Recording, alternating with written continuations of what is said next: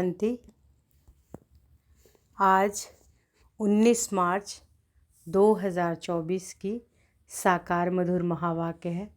आज की मधुर मुरली में बाबा बोले, मीठे बच्चे, घड़ी घड़ी बाप और वर्षे को याद करो। बाप रूहानी सर्जन तुम्हें निरोगी बनने की एक ही दवा बताते। बच्चे, मुझे याद करो। तो बाबा कौन सी दवा बता रहे हैं? बाबा कहते हैं कि बच्चे, घड़ी घड़ी बाप और वर्षे को याद करो। बाप रूहानी सर्जन तुम्हें निरोगी बनने की एक ही दवा बताते हैं। निरोगी बनने की एक ही दवा क्या है? कि बच्चे, मुझे याद करो। प्रश्न है, अपने आप से कौन सी बातें करो तो बहुत मज़ा आएगा? उत्तर है, अपने आप से बातें करो। इन आँखों से जो कुछ देखते हैं यह तो सब खत्म हो जाना है। बस हम और बाबा ही रहेंगे। मीठा बाबा हमको स्वर्ग का मालिक बना देते हैं। ऐसी ऐसी बातें करो, एकांत में चले जाओ तो बहुत मज़ा आएगा। ओम शांति। परम पिता शिव भगवान उवाच। मीठे मीठे बच्चों को पुरुषोत्तम संगम युग कदम कदम पर याद रहना चाहिए। यह भी तुम बच्चे ही जानते हो, सो भी नंबरवार पुरुषार्थ अनुसार। यह बुद्धि में याद रहे कि हम अभी पुरुषोत्तम संगम युग पर पुरुषोत्तम बन रहे हैं। यह बुद्धि में याद रहे। क्या याद रहे? कि हम अभी पुरुषोत्तम संगम युग पर पुरुषोत्तम बन रहे हैं। और यह जो रावण का पिंजड़ा है, उनसे बाबा हमको छुटकारा दिलाने आया है। जैसे कोई पंछी को पिंजड़े से निकाला जाता है तो वह बहुत खुश होकर उड़कर सुख पाते हैं। तुम बच्चे भी जानते हो, यह रावण का पिंजड़ा है। अनेक प्रकार के दुख ही दुख हैं। अब बाप आए हैं इस पिंजड़े से निकालने के लिए। हैं तो मनुष्य ही। शास्त्रों में लिख दिया है, देवताओं और असुरों की लड़ाई लगी और फिर देवताओं ने जीता। अब लड़ाई की तो बात ही नहीं। तुम अभी असुर से देवता बन रहे हो। आसुरी रावण अर्थात 5 विकारों पर तुम जीत पाते हो, ना कि रावण संप्रदाय पर। आसुरी रावण अर्थात 5 विकारों पर तुम जीत पाते हो, ना कि रावण संप्रदाय पर। 5 विकारों को ही रावण कहा जाता है। बाकी किसी को जलाने आदि की बात नहीं है। तुम बच्चे बड़े खुश होते हो। अभी हम ऐसी दुनिया में जा रहे हैं जहाँ न गर्मी है न सर्दी, सदैव बसंत ऋतु ही रहती है। सतयुग स्वर्ग की बसंत ऋतु अब आती है। यह बसंत ऋतु तो थोड़े समय के लिए आती है। यह बसंत ऋतु तो तुम्हारे लिए आधा कल्प के लिए आती है। वहाँ गर्मी आदि होती नहीं। गर्मी से भी मनुष्यों को दुख होता है, मर पड़ते हैं। इन सभी दुखों की बातों से छूटने के लिए हमको अविनाशी सर्जन बहुत सहज दवाई देते हैं। उस सर्जन के पास आएंगे तो अनेक दवाइयाँ आदि याद आएंगी। यहाँ इस सर्जन के पास तो कोई दवाई नहीं। उनको सिर्फ याद करने से सब रोग छूट जाते हैं और दवाई आदि कुछ भी नहीं है। तो बाबा क्या कह रहे हैं कि उस सर्जन के पास जाते हैं तो वो सर्जन तो बहुत सारी दवाई देते हैं, लेकिन ये जो अविनाशी सर्जन बाबा हैं, इनके पास तो कोई दवाई नहीं, एक ही दवाई है, बाबा की याद। तो याद करने से सब रोग छूट जाते हैं और दवाई आदि कुछ भी नहीं। बच्चे कहते थे आज सेमिनार करेंगे, चार्ट कैसे लिखना चाहिए, बाबा को कैसे याद करना चाहिए, इस पर सेमिनार करेंगे। अब बाप तो तकलीफ़ नहीं देते हैं कि बैठकर लिखो, कागज़ खराब करो, ज़रूरत ही नहीं रहती। बाप तो सिर्फ कहते हैं कि बुद्धि में बाप को याद करो। अज्ञान काल में बाप को याद करने के लिए चार्ट बनाया जाता है क्या? बाबा कहते हैं कि अज्ञान काल में बाप को याद करने के लिए चार्ट बनाया जाता है क्या? इसमें लिखा पढ़ी करने की कोई ज़रूरत नहीं। बाप को कहते हैं कि बाबा हम आपको भूल जाते हैं, कोई सुने तो क्या कहेंगे? कहते भी हैं कि हम जीते जी बाप के बने हैं। क्यों बने हैं? बाप से विश्व की बादशाही का वर्षा लेने, फिर ऐसे बाप को तुम भूलते क्यों हो? ऐसा बाप जिससे इतना भारी वर्षा मिलता, उनको तुम याद नहीं कर सकते हो? इतना बार तुमने वर्षा लिया, फिर भी भूल जाते हो। बाप से वर्षा लेना है तो याद भी करना है, दैवी गुण भी धारण करने हैं।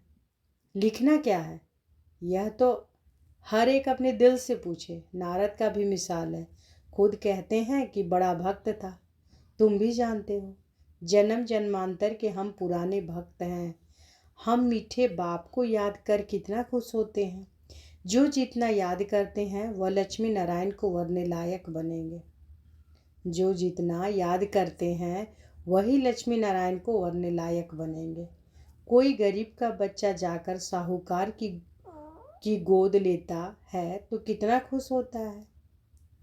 कोई गरीब का बच्चा जाकर साहूकार की गोद लेता है तो कितना खुश होता है। बाप को और प्रॉपर्टी को ही याद करते हैं। यहाँ तो बहुत हैं जिनको बेहद के बाप का बच्चा बन राजाई लेने का भी अकल नहीं आता है। वंडरफुल बात है। जो बाप स्वर्ग का मालिक बनाते हैं उनको याद नहीं कर सकते हैं। बाप बच्चों को अडॉप्ट करते हैं, ऐसे बाप को याद ना करना, यह तो वंडरफुल बात है। घड़ी घड़ी बाप और प्रॉपर्टी याद आनी चाहिए। बाप कहते हैं, मीठे मीठे सिकी लधे बच्चों, तुमने बुलाया ही है अडॉप्ट करने के लिए। बाप को बुलाया जाता है ना। बाप ही स्वर्ग की स्थापना करते हैं, स्वर्ग का वर्षा देते हैं। तुम पुकारते भी हो, बाबा हम पतितों को आकर गोद में ले लो। आप ही कहते हो कि हम पतित कंगाल छी वट नॉट पैनी है। बेहद के बाप को तुम भक्ति मार्ग में पुकारते रहते हो। अब बाप कहते हैं कि भक्ति मार्ग में भी तुमको इतना दुख नहीं था। अभी मनुष्यों को कितना दुख है। बाप आया है तो जरूर विनाश का भी समय होगा। तुम जानते हो कि इस लड़ाई के बाद फिर कितने जन्म कितने वर्ष लड़ाई का नाम ही नहीं रहेगा। कभी लड़ाई लगेगी नहीं, ना कोई दुख रोग आदि का नाम होगा। अभी तो कितनी ढेर बीमारियां हैं। बाप कहते हैं, मीठे बच्चों, हम तुमको सभी दुखों से छुड़ा देंगे। तुम याद ही करते हो, हे भगवान आकर दुख हरो सुख शांति दो। यह दो चीज़ें हर एक मांगते हैं। यह यहाँ है अशांति। शांति के लिए जो राय देते हैं उन्हों को प्राइज मिलती रहती है। विचारों को मालूम ही नहीं कि शांति किसको कहा जाता है। शांति तो मीठे बाप के सिवाय और कोई के द्वारा मिल ना सके। कितनी तुम मेहनत करते हो समझाने की, फिर भी समझते ही नहीं। तुम गवर्नमेंट को भी लिख सकते हो, मुफ्त क्यों पैसे बर्बाद करते हो। शांति का सागर तो एक ही बाप है, वही विश्व में शांति स्थापन करते हैं। गवर्नमेंट के हेड्स को अच्छे अच्छे कागज़ पर रॉयल्टी से चिट्ठी लिखनी चाहिए। कोई अच्छा कागज़ देखकर समझते हैं कि शायद यह किसी बड़े आदमी की चिट्ठी है। बोलो, विश्व में शांति जो तुम कहते हो आगे कब हुई है जो फिर उस प्रकार मिले? जरूर कभी मिली होगी। तुमको मालूम है, तुम तिथि तारीख सब लिख सकते हो। बाप ने ही आकर विश्व में शांति सुख स्थापन किया था। वह सतयुग का समय था। यह लक्ष्मी नारायण है। यह लक्ष्मी नारायण है, डिनास्टी की निशानी। ब्रह्मा और तुम ब्राह्मणों के पाठ का किसी को पता नहीं।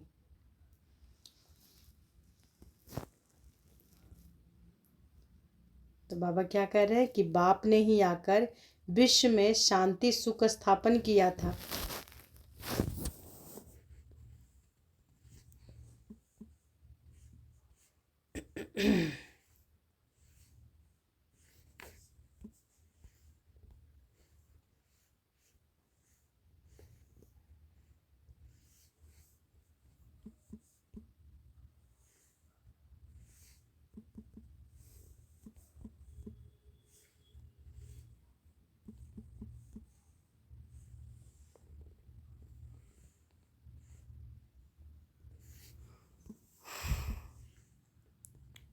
तो बाबा कह रहे हैं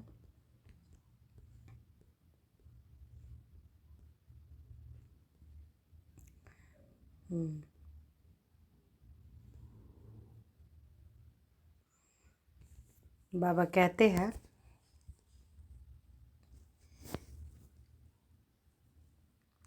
कि शांति के लिए जो राय देते हैं उन्हों को प्राइज मिलती रहती है। बेचारों को मालूम ही नहीं कि शांति किसको कहा जाता है। शांति तो मीठे बाप के सिवाय और कोई द्वारा मिल न सके। कितनी तुम मेहनत करते हो समझाने की, फिर भी समझते ही नहीं। तुम गवर्नमेंट को भी लिख सकते हो, मुफ्त क्यों पैसे बर्बाद करते हो। शांति का सागर तो एक ही बाप है, वही विश्व में शांति स्थापन करते हैं। गवर्नमेंट के हेड्स को अच्छे अच्छे कागज़ पर रॉयल्टी से चिट्ठी लिखनी चाहिए। कोई अच्छा कागज़ देखकर समझते हैं कि शायद यह किसी बड़े आदमी की चिट्ठी है। बोलो, विश्व में शांति जो तुम कहते हो आगे कब हुई है जो फिर उस प्रकार मिले। जरूर कभी मिली होगी। तुमको मालूम है, तुम तिथि तारीख सब लिख सकते हो। बाप ने ही आकर विश्व में शांति सुख स्थापन किया था। वह सतयुग का समय था। यह लक्ष्मी नारायण है, डिनास्टी की निशानी। ब्रह्मा और तुम ब्राह्मणों के पाठ का किसी को पता नहीं है। मुख्य पाठ तो ब्रह्मा का है ना। मुख्य पाठ तो ब्रह्मा का है ना। वही रथ बनते हैं जिस रथ द्वारा बाप इतना कार्य करते हैं। नाम ही है पद्मापदम भाग्यशाली रथ। विचार करो कैसे किसको समझाएं। मनुष्यों को कितना नशा है। अब तुमको बाप का ही परिचय देना है। ज्ञान तो है ही सिर्फ ज्ञान सागर बाप के पास। वह जब आए तब आकर दे, तब तक ज्ञान तो कोई दे न सके। भक्ति तो सब भक्त करते ही रहते हैं। ज्ञान एक ही बाप देते हैं। ज्ञान का स्थायी पुस्तक कोई बनता नहीं। ज्ञान तो कानों से ही सुनना होता है। यह किताब आदि जो तुम रखते हो यह सब टेम्परेरी है। यह भी सब खत्म हो जाएंगे। तुम नोट्स लिखते हो यह भी खत्म हो जाने हैं। यह सिर्फ अपने पुरुषार्थ के लिए है। बाप कहते हैं टॉपिक्स की लिस्ट बनाओ तो याद आएगा, परंतु यह तो जानते हो कि यह पुस्तक आदि कुछ भी नहीं रहेंगे। बाप क्या कहते हैं? बाबा कहते हैं कि टॉपिक्स की लिस्ट बनाओ तो याद आएगा, परंतु यह तो जानते हो कि यह पुस्तक आदि कुछ भी नहीं रहेगी। तुम्हारी बुद्धि में सिर्फ याद ही चल पड़ेगी। आत्मा बिल्कुल बाप जैसी भरपूर हो जाती है। बाकी जो भी पुरानी चीज़ें इन आँखों से देखते हो वह भी खत्म हो जाएगी। पिछाड़ी में कुछ भी रहना नहीं है। बाप अविनाशी सर्जन है। आत्मा भी अविनाशी है। एक शरीर छोड़ दूसरा लेती है। दिन प्रतिदिन जो भी शरीर मिलता है छी ही मिलता है। अभी तुम बच्चे जानते हो कि हम श्रेष्ठाचारी बन रहे हैं। बाप ही बनाते हैं। साधु संत आदि थोड़े ही बनाते हैं। बाप तुमको श्रेष्ठाचारी बनाते हैं। बाबा कहते, मीठे बच्चे, मैं तुम्हें अपने नैनों पर बिठा कर ले जाऊंगा। आत्मा भी यहाँ नैनों पर बैठती है। बाप कहते हैं कि हे आत्माएं, तुम सबको निहाल कर ले जाऊंगा। तुम सबको निहाल कर ले जाऊंगा। बाकी थोड़ा समय है, अब मेहनत करो। अपनी दिल से पूछो, मैं स्वीट बाबा को कितना याद करता हूँ। हीर रांझा का विकार के लिए लव नहीं था, शारीरिक प्यार था। याद करते थे और सामने आ जाता था। दोनों आपस में मिल जाते थे। बाप कहते हैं कि तुम भी ऐसे बनो। वह है एक जन्म की आशिक मासूक, तुम हो जन्म जन्मांतर के। तो बाबा क्या कह रहे हैं कि अब मेहनत करो, अपने दिल से पूछो कि मैं स्वीट बाबा को कितना याद करता हूँ। हीर रांझा का विकार के लिए लव नहीं था, शारीरिक प्यार था। याद करते थे और सामने आ जाता था। दोनों आपस में मिल जाते थे। बाप कहते हैं कि तुम भी ऐसे बनो। वह है एक जन्म।